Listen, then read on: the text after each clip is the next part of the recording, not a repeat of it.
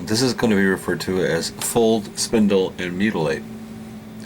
First of all, you might wonder where this title comes from. Well, the original phrase was "do not fold, spindle, or mutilate," and was a standard printed card that accompanied all documents in offices where the documents might be damaged. They were used to protect documents from the obvious damage that would be inflicted on them if they were folded, spindled, or mutilated. In the digital age with paper-free offices, this is much less a concern.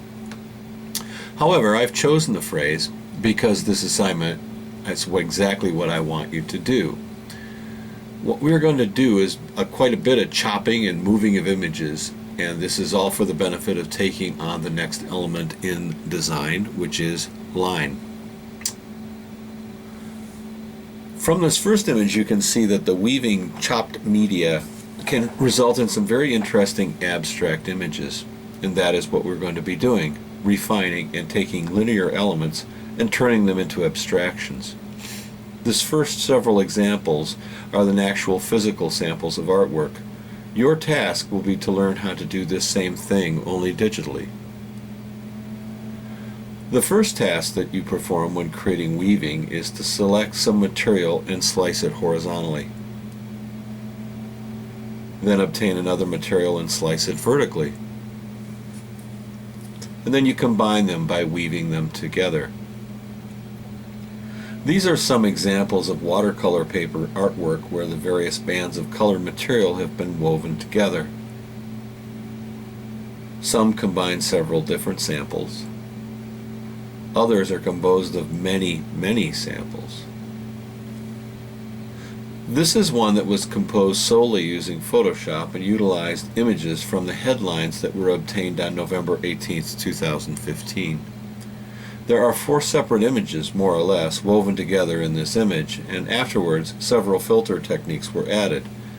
This is one of the examples that I want you to try. Another technique is to slice through the images in a diagonal.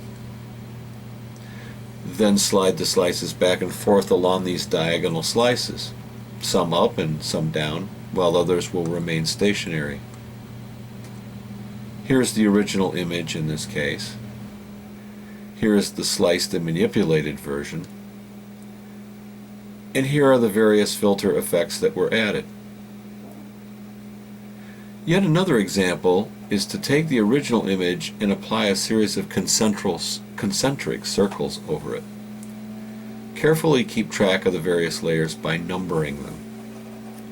And then manipulate them about the center of the original image, left or right, or both. Here's my original image. And here's the resultant mutilation.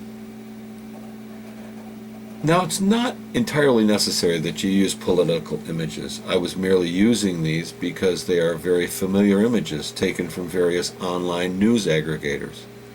And it is always better to start with the familiar in order to make your point more strongly. In the end, for the most part, you can really tell what the images, you can't really tell rather what the images are as they become so distorted. What is important is that you find images that are colorful and different. Now, this final version, I will try to prove the point that you don't need to employ political imagery, unless of course you think Star Wars is political. In this case, you simply need to combine several images, slice them up vertically or horizontally, and move them along the linear slices through the images.